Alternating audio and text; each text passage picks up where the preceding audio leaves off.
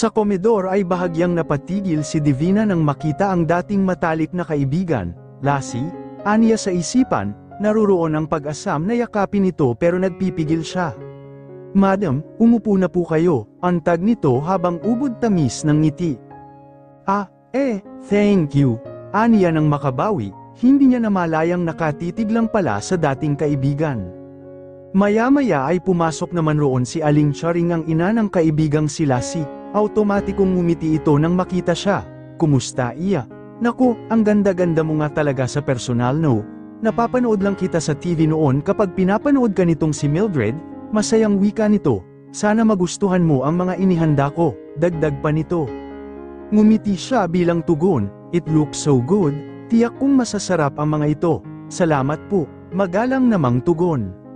Nang maayos na lahat ng pagkain ay nakitang pumasok ang mag-ina sa pintuhang nilabasan ni Aling Charing kanina. Pababa na ba si Mommy Babe? Tanong ni Mildred kay Giovanni. Oh, babe, here she is, anito sa may katandaan ng may hawak pang tungkod at sa kabila nito ay ang isang nurse. Nagtaka siya bakit naging ganoon ang hitsura nito matapos ng 5 taon, karma nga naman, bunyi ng isipan. Mom, si Divina Sulamente po. Divina, ang mother-in-law ko, pakilala ni Mildred sa kanila.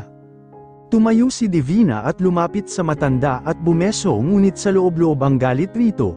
Good to meet you ma'am, matamis ng ngiting binalingan nito. Tumingin lang ito, kahit medyo may di naramdam ito ay mataraay pa rin kung tumingin. Tila ba inuuri siya mula ulo hanggang paa. Good to know you personally, I meet you before, when my husband still alive, wika nito. Ngumiti siya. Sa totoo ay hindi niya alam yun pero ngumiti na lamang siya para hindi makagawa ng bagay na ikaka-alerto ng mga ito. I heard that you stay in the London for 4 years. What makes you decide to came home? Tanong nito. Kayo, anang ng utak niya ngunit mas minabuting hindi na yun isatinig, mas maganda pa rin po dito sa Pilipinas. Beside, I have to manage my parent business. Dad was under his medication kaya kailangan kong pamahalaan ang aming negosyo. Sagot naman rito. That's good. Oh well, since nasa negosyo na tayo, bakit hindi natin gawing ganito? Since your family owes some small grocery store and a process factory, why not? Sa amin na lang kayo mag-angkat ng mga poultry products. We can give you discount if you want. Masayang wika pa nito. May ngiti ang mga labi niya habang nangungutya ang utak niya. Wala ka pa ring pinagbago Doña Felicidad. Basta pera ay gagawin mo ang lahat. Well, I think, it's a good deal para mas mapalapit ako sa anak mo. Oh sure, that's a great idea ma'am, ubod ngiting saad. Oh, don't call me ma'am, better, Tita Felicidad na lang, tawang sabad nito. Tingnan lang natin kung makatawa ka pa kapag nakuha ko na ang lahat ng negosyo mo, aniya sa isipan saka nakipagtawanan rito. So what do you think about it iho? Baling nito sa anak na siyang namamahala sa negosyo nila. I think it would be great. I heard that your business is doing good and expanding some branches along the other provinces. Smarteng tugon naman ni Giovanni, habang sa tabi nito ay abala naman si Mildred sa pag-aasikaso sa kanilang anak. Mukhang bumaliktad ang mundo para sa kanila ni Mildred. Noon siya yung tipong pagbahay lamang pero ngayon, looking at Mildred mukhang natutuhan itong maging ulirang ina at asawa. Enjoy before it lasts. Napansin ni Giovanni ang pagtiim ng tingin ni Divina habang nakatingin sa kanyang mag-ina. Hindi niya alam kung bakit tila ba kakaiba ang nararamdaman sa babae, nang magtama ang paningin nila ay agad itong ngumiti. Nahalata pa yata ako, puna sa sarili, are you still single? Maya-maya ay tanong ng matanda. Ngumiti siya, that was a sad reality, I just told Mildred a while ago, I was about to marry but sadly, putol na wika ng samabad ito. Oh sorry, yeah I remember, narinig ko na yung balita dati pero grabe yung sumunod na nangyari, is it real? Di ka lang talaga mata pobre, chismosa ka pa, oh that, it was my parents' sentiment, they wanna divert people's attention and get the sympathy of the people, mom and dad was being so affected to what happened and they don't wanna feel pity, kaya pinatulan na lang nila ang mga chismis na I commit suicide. Turan sa kamab ining ngumiti. Muli ay napatigil si Giovanni nang marinig ang kwento ni Divina, mukhang masyadong malalim ang sugat na dinulot ng unang pag-ibig nito. So bad, But I hope you're fine now, masiglang wika nito. Of course, very fine. Matapos ng usapan ay pinagsaluhan na nila ang pagkain nila. Wala pa ring kupas ang luto ni Aling Angge, hindi niya namalayang naparami siya ng kain. Mukhang nagustuhan mo ang luto ni Angge, puna pa ni Doña Felicidad sa kanya. Yeah, masarap siyang magluto, I like it, mabuti naman kung ganoon Divina, sana ay mapadalas ka rito. Agaw pansin ni Mildred sa kanya, oh sure, bakit hindi ba, makakalibre ako, pabirong turan. Tumawa si Mildred sa biro niya ngunit nananatiling tahimik naman si Giovanni. Bago sila tumayo sa mesa ay nanigurado pa si Doña Felicidad tungkol sa deal na inaalok nito. Sana hiha ay dumalaw ka sa opisina nitong si Giovanni to talk about the business I offered, pahabol nito. Anytime Tita Felicidad, my pleasure to work with your company, I think, it would be better for us since you offer a discount too, aniya ng pabiro. Oh sure, basta ikaw, anito na tuwang-tuwa. Sige lang, did you say something? Gagad nito. Nothing tita, I said sige lang, go, para sa ikakaunlad ng ating mga negosyo, pagkakaila nito. Tumawa ito, na ikinangisi naman niya, 2 araw ang lumipas, habang nagpapahinga sa kanilang bahay. Inihahanda pa niya ang sarili sa paghaharap nila ng sarili na ni Giovanni, nasa poolside siya habang pinag-aaralan ang papeles na ginawa ng kanyang sekretarya. She needs a proposal para ibigay kay Giovanni, sisiguraduhin niyang siya ang mananalo sa proposal na iyon. Well done, Giovanni, di ako nagkamali sa pagpili sa'yo. You really knows yung mga bagay na gusto ko, makakauwi ka na, enjoy your weekends, paghabol sa sekretarya. Salamat din dito ma'am, anito sabay taas sa binigay na tseke. You deserve it, o siya si you, sabay balik kaway rito. Kaalis pa lang ng sekretarya nang tumunog ang cellphone niya, si Freya yun, agad na sinagot. Hoy bakla, what's news, nakakapagtampo ka na? Kapag di pa kita tinatawagan hindi ko pa malalaman ang balita sa'yo, tampong wika nito. Girl, I'm good, sorry, I was about to call you pero inunahan mo ako, guess what, aniya na excited. What, hilalas naman nito, may business meeting ako kay Giovanni, aniya. And so, tila wala sa isip na wika ng kaibigan. And so, what is that, girl? Hello, this is what I'm waiting for. Masusolo ko siya, natatawang wika nito. Tumawa na rin ang kaibigan pero biglang tumigil ito.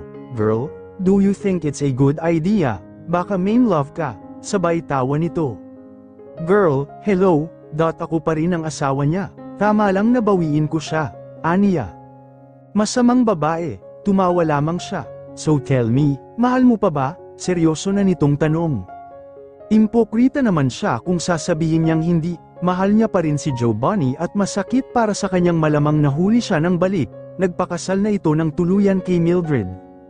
Nasa kalagitnaan sila ng pag-uusap ni Freya nang biglang makarinig ng tila nagwawala sa labas ng gate nila. Mabilis siyang tumayo at tinungo ang kanilang gate. Doon ay nakita sina Aling Charing at Mavet na inaawat ang isang babaeng nagwawala. Manang anong, putol na wika nang makitang si Chloe yun. Wow, what a pleasant surprise. What my best friend brought here. Nakakalokong saad kahit alam na niya ang pakay nito. Best friend mo mukha mo, tantanan mo ang fiancé ko, sigaw nito. Tuluyan siyang tumawa. Chloe, masakit ba? Ngayon alam mo na ang feeling ng inagawan, galit na sambit rito. Please, Divina, huwag si Raymond, mahal na mahal ko siya, sama mo na nito. Pumalakpak siya, grabe, ngayon magsusumamo ka, bakit ako noon Chloe, naawa ka ba, nagparaya ka ba? Ha, gigil na sambat rito, naiiyak na siya sa nagpupuyos na damdamin at sa damdaming bakit niya nagagawa ang mga ganito. Alam mo ang totoo Divina, nagparaya ako pero anong magagawa ko kung ako ang mahal ni Sherwin, binigay ko naman siya. Kahit lumuhad ka pa at lumuha ng dugo, hindi kita kaawaan, kahit magwala ka pa dyan magdamag. Turan sa katinalikuran nito, Manang, pakisara ang gate, utos sa katiwala saka bumalik sa likuran. Divina, wala akong kasalanan sa'yo, sigaw nito pero hindi na niya pinansin pa. Monday, nakailang ulit siyang umikot sa harap ng salamin bago nakontento sa kanyang hitsura. Hawak ang lipstick ay pinahid yun sa mamula-mulang lobby. Napangiti siya nang makita ang refleksyon sa salamin. Suot ang miniskirt na humuhukab sa kanyang bilugang pang-upo. Hubog na hubog yun, labas at litaw ang makikinis na hita. Suot din ang isang white sleeveless, litaw na litaw ang mapuputi at malusog na punong dibdib sa mababang line ng sleeveless tube niya na pinatungan niya ng isang fitted blazer. Nang makuntento na siya sa hitsura ay lumabas na siya sa kanyang opisina at tinungo ang kanyang sasakyan. Sa araw na yun siya pupunta sa opisina ni Giovanni. Tingnan ko lang kung sino sa atin Mildred ang pipiliin ng asawa mo, aniya saka pumasok sa elevator. Pagbukas ng elevator ay halos mapalingon sa kanya ang ilang tao sa baba ng building nila. Tuwid ang kanyang lakad patungo sa kanyang sasakyan. Thanks, aniya sa gwardyang nagbukas ng pinto sa kanya. Matapos ng 15 minutos ay nasa tapat na siya ng building kung saan naroroon ang opisina ng kanyang pakay. Yes ma'am, how can I help you? Tanong ng receptionist. Oh hi, I'm Divina and I'm looking for Mr. Giovanni Luistro. Matamis ng ngiting wika rito. Tumawag ito sa intercom saka siya pinayagan ito. Keep straight ma'am, first left then first door. Anito sa direksyon ng opisina ng lalaki. Thanks, aniya saka tinungo na ang direksyong tinuro nito. Nasa tapat na siya ng pintuhan ng lalaki nang maisipan niyang mas maganda kung tatanggalin niya ang blazer niya. Mabilis namang natanggal sa kanilagay sa bisig, habang hawak naman ang folder kung nasaan ang proposal para rito. Napasandig si Giovanni nang tawagan siya ng receptionist na naroroon na raw si Divina. Narinig niya ang mga yabag sa pintuhan niya kaya hinintay niya itong pumasok. Nang pagbukas noon ay tumambad ang napaka-sexing babae. Hindi niya naiwasang mapalunok dahil sa kagandahang nakikita. Pagpasok pa lamang ni Divina ay nakita na niya ang pagtaas-baba ng Adam's apple ni Giovanni, isang patunay na epektibo ang pang-aakit rito. Hi, did I disturb you? Ngiting tanong rito. Oh no, have a seat Miss Solamente, anito na napaka-formal. Oh Giovanni, you look so tense. Aniya sa isipan ng makitang tila ngayon lang sila nagkita. Oh sure, call me Divina and I'll call you Giovanni. I think it would be better yeah. Matamis pa ring ngiti sabay lahad ng kamay sa harap nito bago siya mauupo. Tinanggap naman nito yon sabay tingin sa mukha niya. Sure, anang na rin. That's great. So, I have some draft of my company proposal, have a look. You might want to discuss some if you don't like. I'm much willing, aniya sa kanilang binga ng tinig lalo na ang huling salitang sinambit, I'm much willing. Sure, turan ni Giovanni, hindi niya alam kung inaakit ba siya ng babaeng nasa harapan o masyado lang itong sexy para hindi mapansin. Habang nakita niyang busy ito sa pagbabasa ng binigay na draft ng joint proposal dito, ay iginala ang paningin sa opisina nito hanggang sa mapako ang tingin sa isang pamilyar na painting, agad siyang napatayo nang makita yon.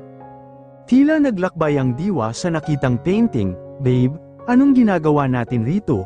Aniya sa batis kung saan lagi silang nagtatagpo. Sa loob yun ng malawak na lupain ng mga Luistro kung saan ang gagaling ang patubig sa mga palayan ng mga ito. Ayaw mo bang makasama ako? Ang malambing na tura ni Giovanni sa kanya kasabay ng pagyakap nito mula sa kanyang likuran. Siyempre gusto pero bakit dito? Maang natanong rito kahit ang totoo ay kinikilig siya dahil napaka-romantic ang lugar na yun, tila paraiso para sa dalawang taong nagmamahalan. Gusto kong iguhit ka rito, gusto kong makita ang dalawang bagay na maganda sa aking mga mata, ang lugar na ito at ang babaeng pinakamamahal ko, anito sa kanya sabay taas ng baba niya at gawad ng masuyong halik. Yamakap siya ng mahigpit sa kasintahan matapos ang matamis nitong halik. Tila ayaw na niyang bumitiw pa rito. Babe, upo ka rito sa taas ng malaking tipak ng bato, tumingin ka lang sa tubig, ganyan, perfect, anito pa habang mabilis nitong ginuguhit ang kasintahan. Matagal pa ba babe, nangangalay na ako angal ni Olive sa kasintahang si Giovanni. Babe, saglit na lamang, sorry babe, don't worry, mapapawi ang ngalay mo kapag nakita mo ito. Nakangiting pakonsuelo ni Giovanni. Siguraduhin mo lang babe, tura naman saka tumawa at muling umayos. Nang matapos ay agad na tinungo ang kinaroroonan ng kasintahan at namangha siya sa painting nito. How is it babe? Proud na wika nito. Wow, ang ganda babe, puri niya sa kasintahan. Sinabi ko naman sa'yo, ang painting na ito, hanggang makikita ko ito, mananatili ka sa puso ko, ani ni Giovanni saka muli siyang hinalikan sa pisngi. Salamat babe, sana lang ay matanggap na ako ng mama mo, aniya na medyo lumungkot ang mukha niya. Babe, tanggapin ka man o hindi ni mama, ikaw pa rin ang pakakasalan ko, tandaan mo yan, pangako ni Giovanni sa kanya. Pangako, promise, ikaw lang hanggang kamatayan, pangako nito. Matapos basahin ni Giovanni ang proposal ni Divina ay napansin niyang nakatitig lamang ito sa isang painting, pinagmasdan niya ito ngunit tila nakatulala ito roon. Napakunot noo siya, maging siya ay napatingin na rin sa painting, larawan yun ng batis sa kanilang malawak na lupain habang nakaupo sa malaking tipak ng bato ang isang magandang babae na naka-side view, tumayo siya upang lapitan si Divina, mukhang hindi rin siya nito napansin.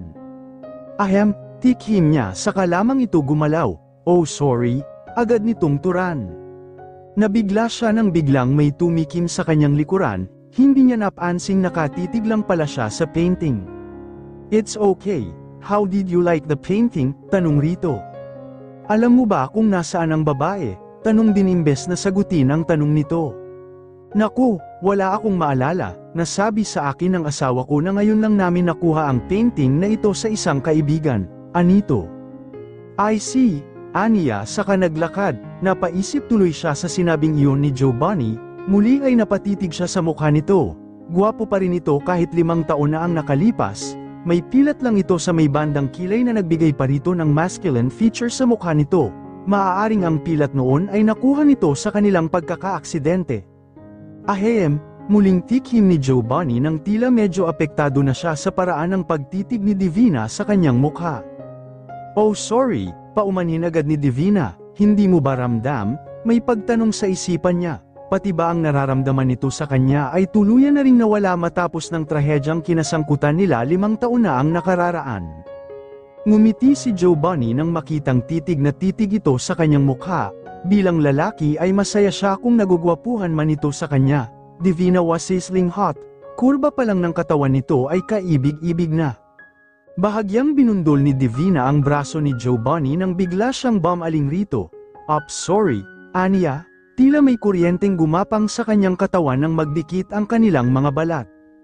Napapansin ni Giovanni ang mga panakaw na tingin sa kanya ni Divina, kakaiba yun. Mahal niya ang asawa at ayaw niyang magtaksil rito. I read the proposal but I guess I might discuss some part of it, sambit ni Giovanni para ma-divert ang namumuong tensyon sa pagitan sa kanila ng babaeng nasa harapan. Matamis na ngumiti si Divina saka dumukwang sa harap ng nakaupong si Giovanni, sa harap ng lalaki ang proposal na binasa nito. Sa pagduwang niya ay nalantad ang malulusog na dibdib sa harap ng lalaki dahilan upang maging uneasy ito. Where's the one you wanna discuss? Turan na tila hindi niya alam na nabubusuhan na siya nito. Ahem, tikhim pa nito sabay iwas, tila nais niyang matawa sa hitsura nito, ngunit ginambala sila ng tinig buhat sa pintuhan ng opisina ng lalaki. What a, hil alas na sambit ng lalaking nanlalaki ang mata na nasa pintuhan. Agad na tumuwid ng tayo si Divina. Mukhang nabusuhan tuloy siya ng lalaking nasa pintuhan at nang lingunin yun ay nabigla siya. Angelo, aniya sa pangalan ng best friend ni Giovanni, sorry, did I interrupt you guys? Anito nang makabawi. No, just come in Ian, do you have the papers? Baling ni Giovanni sa bagong dating, tinitigan pa siya ni Angelo mula ulo hanggang paa, tila ba naghihinala sa kanilang dalawa ni Giovanni, napansin din niya ang sabihin mo lang kay Giovanni. Abala ang dalawang lalaki nang biglang tumunog ang cellphone niya at ang kanyang sekretarya yun. Pinapaalalahanan siya sa kanyang doctor's appointment, matapos ibaba ang tawag ng sekretarya ay napatingin siya sa orasang pambisig niya. Sorry, may pag-uusapan lang tayo. So, pag-uusapan natin ang tungkol sa proposal? Tanong ni Giovanni. Oh, sorry Giovanni, I have a doctor's appointment, can we talk some other day? Hawakan mo na lang yan at pag-aralan mo kung ano ang makakabuti para sa kumpanya natin, aniya rito, saka mabilis na dinamput ang handbag at ang blazer niya.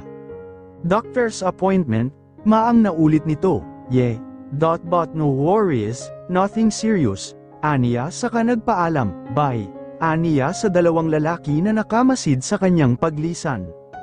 Nang makalabas sa opisina nito ay agad na sinuot ang blazer, habang naglalakad patungo sa receptionist ay sinasara ang butones niya nang biglang may mabangga siya. "Ops, I'm sorry miss," putol na wika, Divina, bulalas ng nakabanggaan. Mildred, aniya naman na tila ba kuno ay nasurpresa, saka sila nagbeso-beso. "Wow, what brought you here?" Maang na tanong nito. "You know, giving to your husband my company proposal, well I think it would be fine if we both work together. Your company supply my company, that sound great yeah?" Masayang wika rito.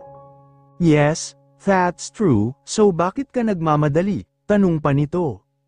"Oh yeah," aniya naman sabay kunwari ay tumingin sa relo niya. "I have a doctor's appointment, actually, I'm a bit late, how I wish I could talk sa'yo pa pero kailangan ko nang umalis, paalam rito."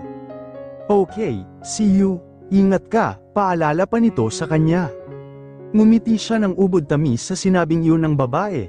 "Masasabi mo pa kaya iyan kapag nakilala mo kung sino talaga ako?" Aniya sa isipan saka mabilis na tinungo ang kinapaparadahan ng kanyang sasakyan.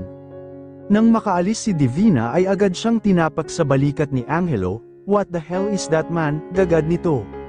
"What?" Maang na tanong na animo ay hindi alam ang sinasabi nito. "What?" Maang na tanong na animo ay hindi alam ang sinasabi nito. "Dude, kilala kita, alam mo ang sinasabi ko. Who is she?" She's. Di may tuloy-tuloy na sambit nito na tila nang gigil na hindi malaman. "She's what?" "Hoy Angelo, magtigil ka at baka marinig ka ng girlfriend mo, so ata rito." Natahimik naman ito. "Tell me, what's her business here? Bakit siya nakadukwang sa'yo?" Tila imbestigador pang tanong nito. "Spare me Angelo, wala akong ginagawang masama," katwiran rito. Tumawa si Angelo sa kanyang sinabi. "Wala akong sinabi." Tudyo nito nang may kumatok sa pinto sabay ng pagsungaw ng mukha ng kanyang asawa. "Hey babe," masiglang bati ni Mildred sa kanya, habang patuloy ang ngisi ng kaibigan. "Hi babe, what brought you here?" Tanong rito. "I forgot to tell you, we have a appointment with your doctor. Di ba napapadalas ang pagsakit ng ulo mo? We have to check again at baka kung ano na yan." Ani ng asawa na puno ng pag-aalala. "By the way, I saw Divina. Is she came for the business proposal yung huling nag-usap ni mom? Nag-dinner siya sa atin," dagdag pa nito.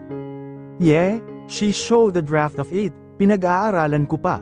Aniya, "Kailangan ko bang magpatingin sa doktor? As you see, I'm pretty good babe." Turan pa.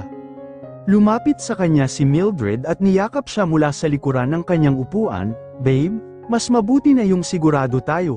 Malay natin kung ano na yan," lambing nito sa kanya.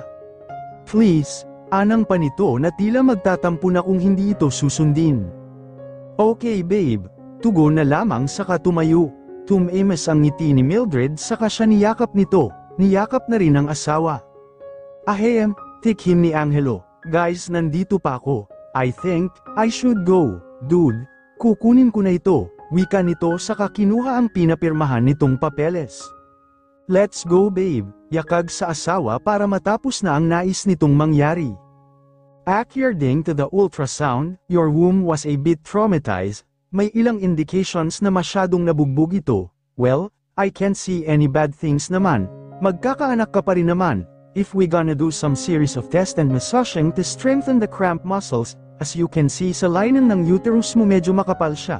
We have to do some massaging to strengthen that lining para mas madali kang mag-conceive," paliwanag ng doktor kay Divina. "So how many tests I should undergo for this matter? I'm just a little bit worried, you know. It's been 5 years that I had my miscarriage and I am planning to have baby soon," turan sa doktora niya. "Well, as I said Miss Bustamante, you have 80% you can have child but we have to do consecutive tests. After series of tests and massage, we will do ultrasound again para malaman kung nagwo-work ba ang ginawa natin," eksplika pa nito. Matapos magkalinawagan ay nagpaalam na siya sa doktor. Naglalakad na siya sa pasilyo ng mahagip ng kanyang mga mata ang pares na naglalakad. Mabilis siyang nagkubli para hindi siya makita ng mga ito. Anong ginagawa nila rito? Ang tanong sa sarili at nang lampasan ng mga ito ang pinagkukublihan ay agad siyang sumunod sa mga ito. Iba ang kutob niya. Tila ba may hindi magandang mangyayari? Sinilip kung anong pinuhan ang pinasok ng mga ito at nang makampirma iyon ay lumapit siya rito at tiningnan, sa pintuan ay nakalagay ang pangalan ng doktor, Dr. Jocelyn Perez, neurologist. Ngumisi siya. May naglalaro sa utak pero hindi pa niya malaman kung tama ba o hindi. Mildred, sige lang, pagtakpan mo ng pagtakpan ang iyong kasamaan, magtutuos tayo sa tamang panahon. Aniya sa katuluyang nilisan ang lugar na iyon.